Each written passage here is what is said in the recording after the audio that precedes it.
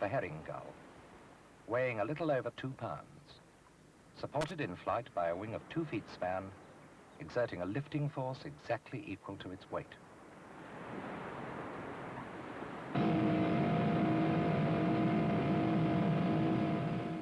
Boeing 747, the jumbo jet, weighing over 700,000 pounds, supported in flight by a wing spanning 195 feet, exerting a lifting force in level flight, which is also exactly equal to its weight. Captain French, Golf Bravo, Charlie, Echo Whiskey. Echo Whiskey, ground field approach, directed over. Echo Whiskey, position Newport, Blackwell, 2,000 feet, Echo Whiskey, roger, trying downwind left-hand runway 26, Quebec. In determining just how an aeroplane flies, and the forces acting on it, its natural behavior and the ways in which we can control it, let us go to the grassroots of aviation. And from a considerable range, take a typical light aeroplane as our example, the Cessna 150 Aerobat.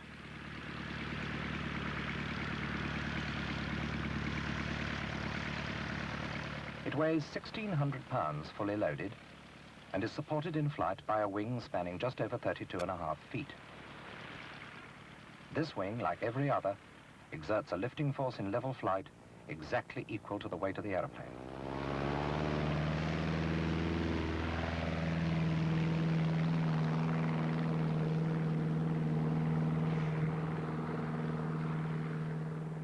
To understand how an aeroplane flies, we need to know something about the air it flies in. What are its properties and how it behaves? This envelope of air that surrounds our planet has certain physical characteristics and patterns of behavior.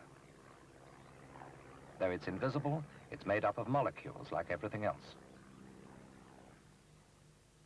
It has density and pressure, both greatest at sea level, where the pressure averages nearly 15 pounds per square inch. The further from sea level we climb, the lower the pressure becomes, until at 20,000 feet it's only about 7 pounds a square inch, and at 60,000 feet only about 1 pound a square inch. And as the pressure falls, so does the density and the temperature.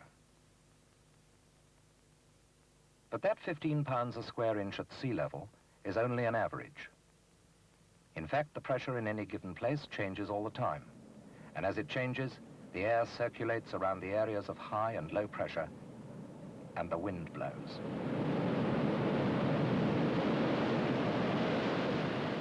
Now we realize that air is a fluid, seeking its own level like any other fluid. And we can feel the force of its moving molecules as they rush past us and pull at everything in their path. Moving air as a source of energy has been harnessed for centuries with ever-increasing skill and understanding.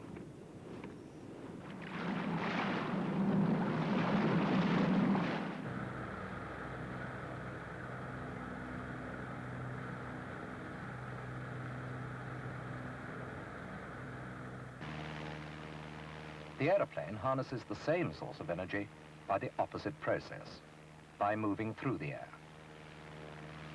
Let us look at the aeroplane for a moment. It's basically a simple and functional machine. Wings set at right angles to the direction of flight support a body or fuselage to carry the load. Smaller wings and a vertical fin at the tail end of the fuselage provide stability and control.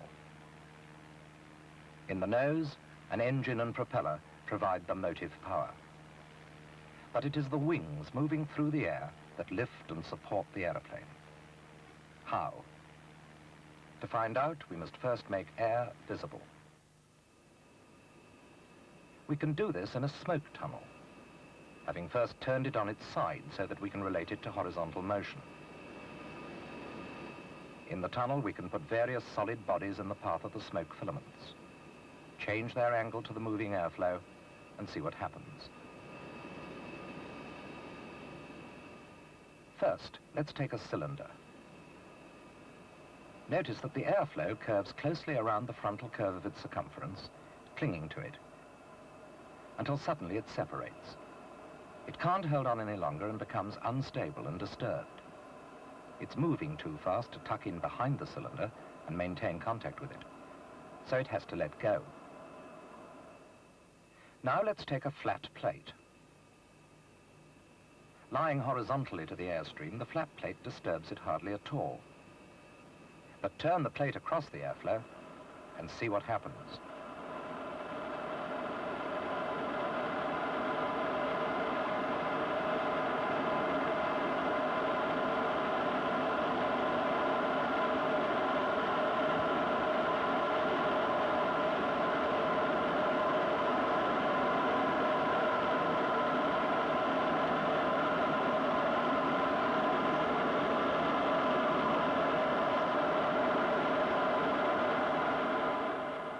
Turn it back again, and we can see that even at the slightest angle to the horizontal, the airflow over the upper surface tends to break up.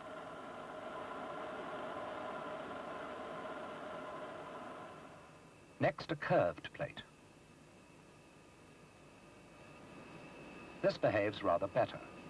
The airflow is smoother, but it soon breaks away when the plate is rotated through an angle to the airflow.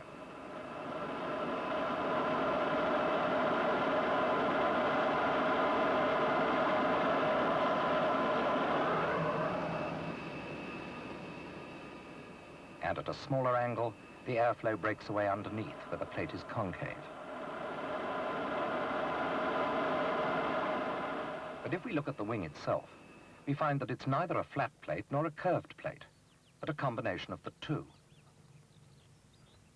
It has thickness. The underside is almost flat. The leading edge is blunt and rounded, while the trailing edge is sharp. The upper surface is curved or cambered, and the wing is in fact attached to the fuselage at a slight angle to the horizontal.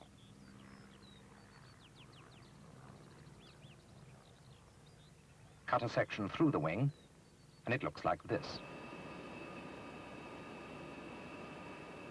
If we set it in the smoke tunnel, we can see how smoothly the air flows around its contours.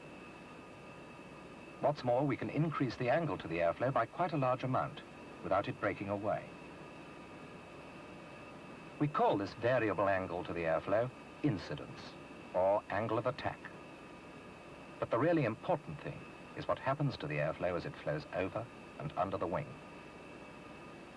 Here is the airflow again, this time in slow motion and with an irregular smoke flow. Notice how the smoke accelerates as it moves over the upper surface of the wing, while the smoke flow below the wing tends to slow down.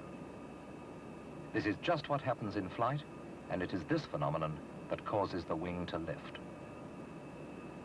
For when a fluid in motion increases its velocity, its static pressure, which acts at right angles to the direction of flow, decreases. And when the velocity is reduced, its static pressure increases, so that its total sum of energy always remains the same. To prove it for ourselves, we need another kind of wing model. The surfaces of this one are perforated by a number of pinholes. Each pinhole is connected separately by an airtight tube to a manometer tube. Manometers measure pressure.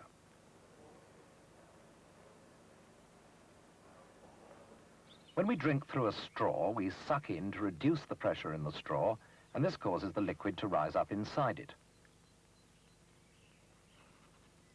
If we alternately blow and suck on a manometer tube, the same thing happens. And so, if we put the wing section into a wind tunnel, any changes in pressure acting at right angles to the wing surface will be shown on the manometer tubes. Each tube is attached alternately to the upper and lower surfaces. Here is the wing section with wool tufts to show us the airflow. Now let's superimpose it on the manometers and see what happens. The manometers attached to the upper surface rise, indicating a considerable drop in pressure, while those attached to the lower surface fall, indicating a rise in pressure. And it's this difference between the pressures over the upper and lower surfaces that gives the wing its lift. In fact, the pressure pattern looks like this, with the pressure at any given point acting at right angles to the surface at that point. The pressure difference is greatest where the curvature is greatest, least where the surface flattens out. The resultant lift force acts through a point we call the center of pressure, and at right angles to the relative airflow. And so we have a cambered wing flying at a small angle to the horizontal, producing a resultant lift force exactly equal to the weight of the aeroplane in steady level flight.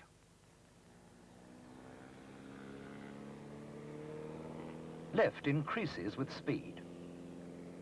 We prove it every time we take off. It also increases with an increase in the angle of attack.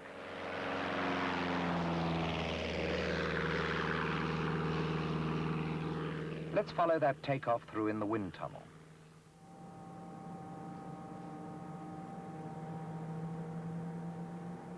See how the lift builds up with the speed. In fact, it increases as the square of speed.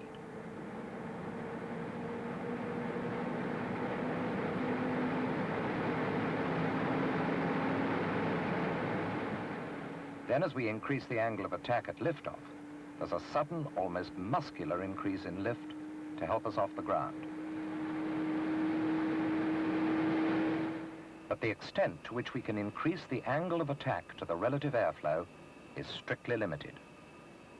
If we increase the angle by more than a certain amount, depending on the type of aeroplane, this happens.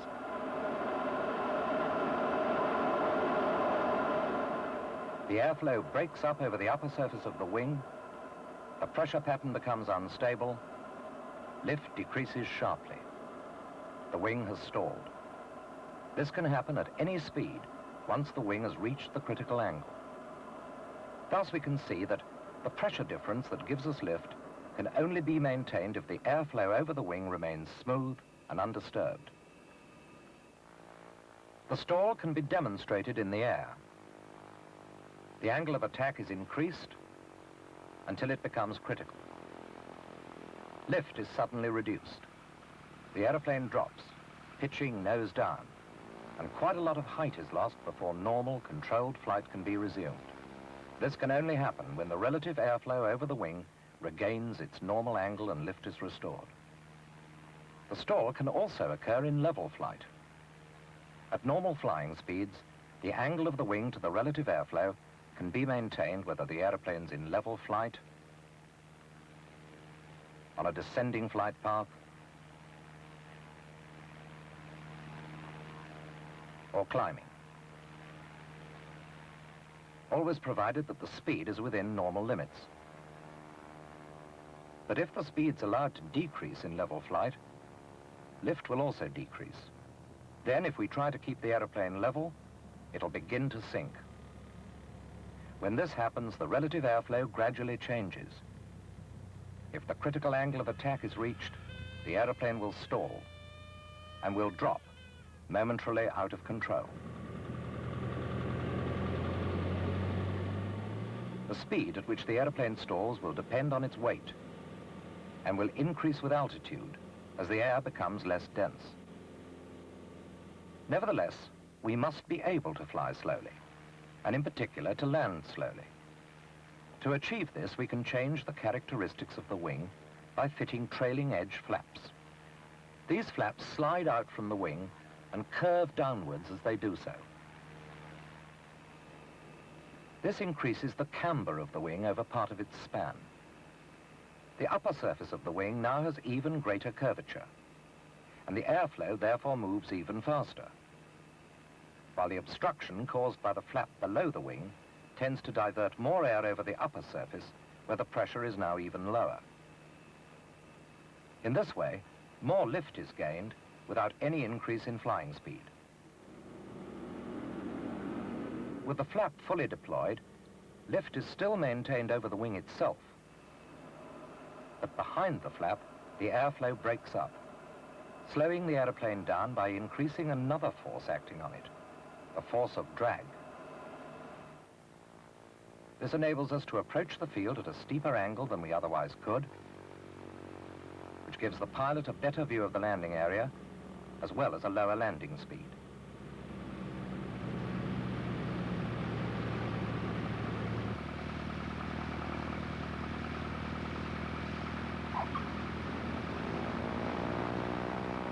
Lift is the force that supports the weight of the aeroplane. Lift is generated by moving a precisely shaped and angled wing forwards through the air, causing pressure changes to take place around it. The force that moves the wing through the air is that of thrust. The force that resists its motion is that of drag.